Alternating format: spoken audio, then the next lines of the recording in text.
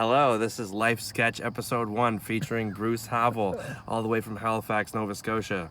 Even though we're technically in Halifax, Nova Scotia, I mean, you could be watching this very far from there. So, anyway, figured, this guy's got a golden radio voice, he's been told many times. Thank you, Perry. Coming in fresh with the zaddy vibes.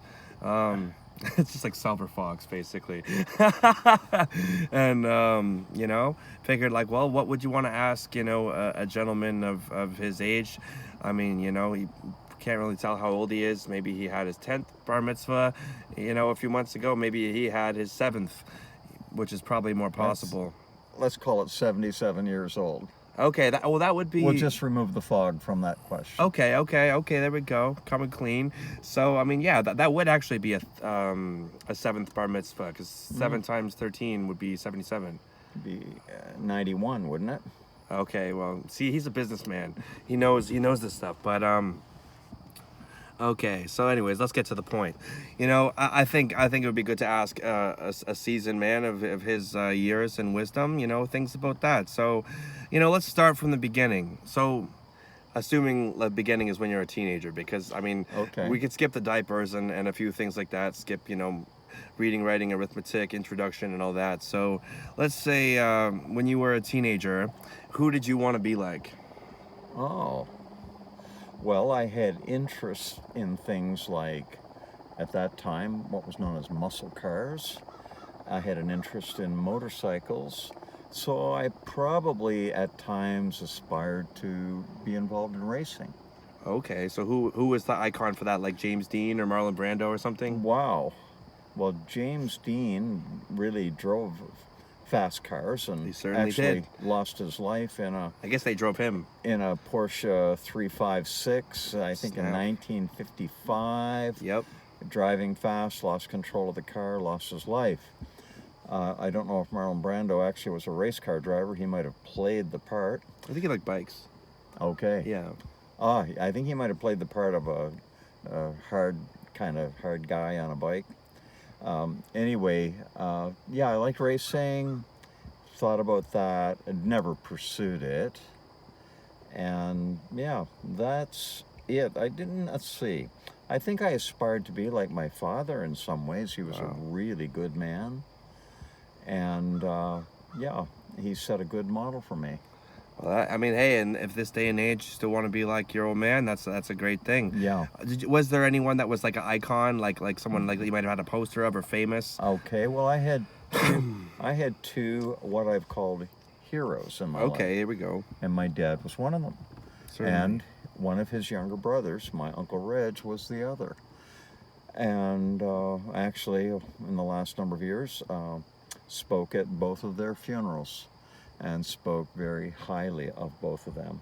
They had a huge influence. What was the fundamental qualities about them that made you admire them to such an extent? Well, I looked up to them. I thought they were big men, although both were under 5 feet 7 inches tall, but they just seemed bigger than life to me. My Uncle Reg was a tremendous risk taker. Racing, street fighting, wow, cigarette smoking, drinking at times, too much, and driving. My dad was much more settled and reserved, although he had 17 amateur boxing matches. Wow. And won 16 of those. Wow. Yeah. So, of course, I looked up to these guys as I heard their stories. Well, that's very cool. How do you find that the icons that your friends would have favored at that time, or even shortly after that time, might have changed over the years, comparing who people looked up to then with who they look up to now, as a role model or as somebody whose life they would, I guess, covet in some sense? Are you talking about what my friends would have looked up to? Well, more so just like how anybody in that day and age, I guess. Okay. As a young man or a young woman would would have like a role model or Yeah, just okay. like their person, I guess like a celebrity or something, Yeah. compared to who people are like enamored by now. So Yeah. like someone, you know, that might be like, I don't know, like 80 or 90 today, like Elvis Presley, if he was alive. Gotcha. He would say he would have probably looked up to James Dean and wanted Right. to embody that, you know, in some of his early films. Mm-hmm. You know, or the Beatles would have had Elvis on their wall, and then, you know, Yeah. going forward, you know, like some kid in the 90s might have had like, you know, like Guns N' Roses on their wall or something, Yeah. you know, and Yeah. like these are all kind of musical examples, but it could really be sort of anybody, you know. Right. Okay. If I was a 90s girl, I'd have like Leonardo DiCaprio on my wall or whatever, you know, like, so I'm kind of thinking like who are the people that would have been, I guess, sort of admired, or the people that would really be rhapsodized about so much Wow. would have changed from then to now. Well, rock stars became rock stars in the 60s. So you watched that happen for the first Oh, I was a teenager when the hippie movement came on stream. And I wasn't a hippie. time. That's why he's still alive. And Take note, kids. with Don't be a hippie. I don't think any bad habits. I survived that. Never got into drugs. Drank a bit. Did some foolish things, drinking and driving. Thankfully, I didn't hurt myself or any of the innocent people out there on the road that wouldn't have deserved to have been hit by a guy who had too much to drink. And you never know, you could have got a couple bad ones. So I'm glad that didn't happen. Amen. I didn't do it a lot, but I did it a couple of times, and it's kind of embarrassing even now to think about that kind of stupidity. But you know, some of my friends went too far that way. Some are not alive today because of that, and guys that I liked. But yeah, we all had our heroes. We loved the Beatles, and the Beatles were intergenerational. My mom loved the Beatles. Wow. My children loved the Beatles. So that's kind of cool. The 3 generations right there. I think Even the Beatles love the Beatles. even the Beatles loved the Beatles. Yeah, John might have loved the Beatles too much when he made a quote saying that they were more popular than Jesus Christ. Wow, That was quite a statement, and upset in that day and age especially. a lot of Oh, people. dear. Now, they would have been known of by more people than Jesus during his life, but certainly not known as widely in the world now that the Beatles are gone. You know, 2 surviving members, but the band is gone. But Jesus lives on in the hearts of 2 billion people around the world today. Well, I mean, like, you know, I guess the old hippies don't really have, you know, a temple they can go to where they have John Lennon hanging from the ceiling, you know. And that hasn't happened yet, contrary to what I guess he might have thought, or if he thought that. So here's an interesting question. You know, in terms of self-image and self-awareness over a lifespan of such a long time. Let's say, okay, if you're 77, you're born in 1948, presumably, Yep.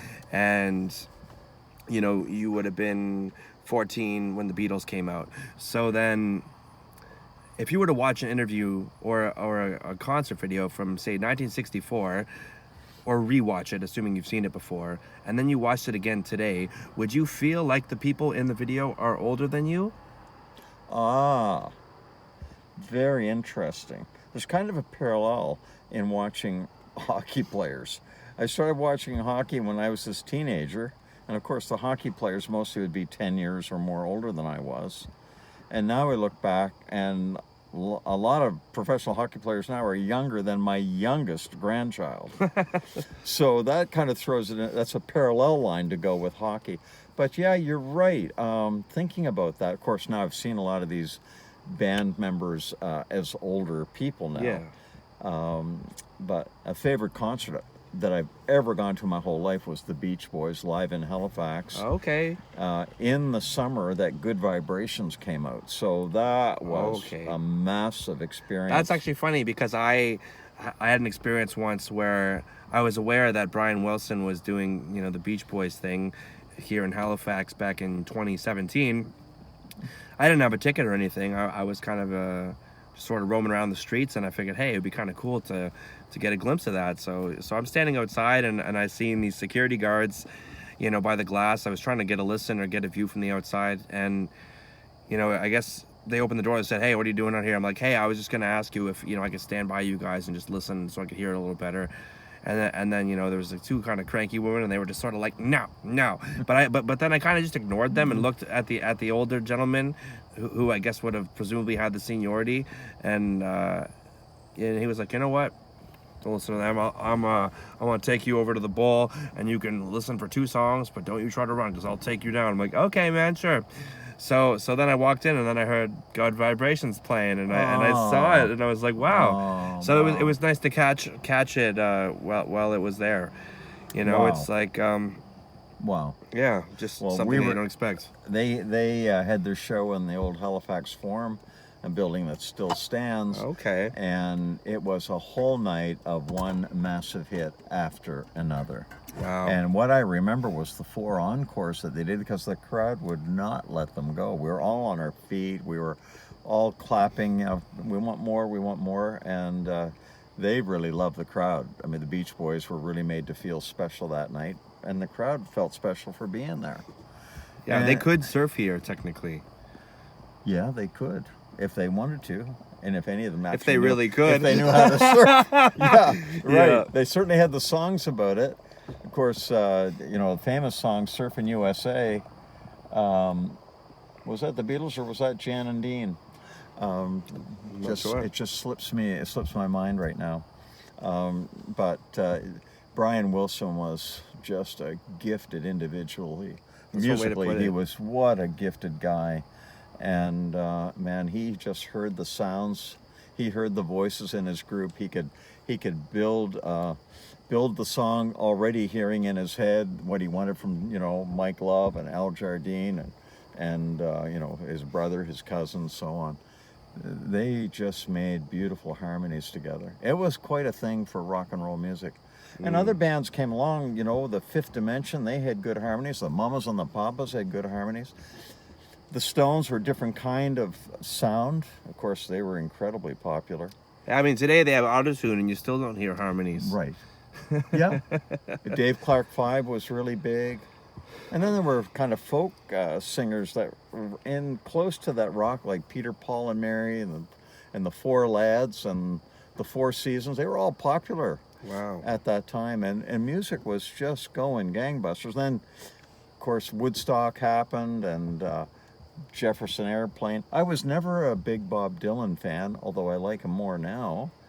I just thought he had a terrible voice. Well, yeah. But he was the voice of a generation. The he- terrible voice of a generation. He was the voice, you're right, and he was a poet, and he could capture life in his words. So I guess Bob Dylan's kind of weird. So that could be a segue into asking, if you fell through a time warp when you were 14 and you find yourself in this day and age, what could you see yourself doing? Oh, wow. So, I was never a visionary for my own life, and I never had a dream for my future. I wanted to, although I can say, I wanted to find a wife, I wanted to have a house, I wanted to have children, and never thought far enough down the road to have grandchildren. But I've had a lovely journey that way. And I grew up with attention deficit disorder. Of course, that was never diagnosed back then. I only diagnosed myself about 12 years ago, and then since spoke to my doctor about it. My wife, if you could diagnose yourself with anything, you'd fit right in with the kids these days. oh my goodness, yes. They'd probably, I don't know if they'd have me on Ritalin because I wasn't hyperactive. I was active. Okay. But I just couldn't pay attention in school. So I got through school by daydreaming. And, when St. Mary's University gave me a degree, I realized that the system was terribly broken. But, I clued in enough and often enough to, get enough grades to get through with an undergraduate degree. And I worked for 50 years in the marketplace. In the last 37 of those years, I owned my own small company. So in your experience with all that, did you ever feel tempted by the world to grow cold at any point? Grow cold about what? Just in general, like I had a good life. That's I good. had friends. I'm very, very thankful. I had that friend. I think of a scripture that said, "There is a friend that is closer than a brother."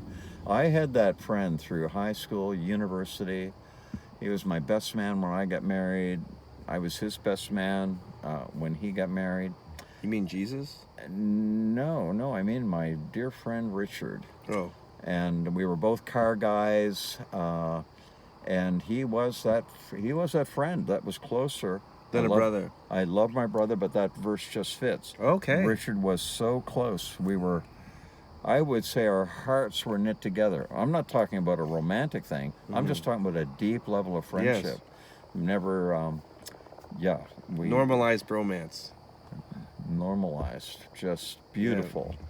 Just beautiful. We'd have each other's backs always.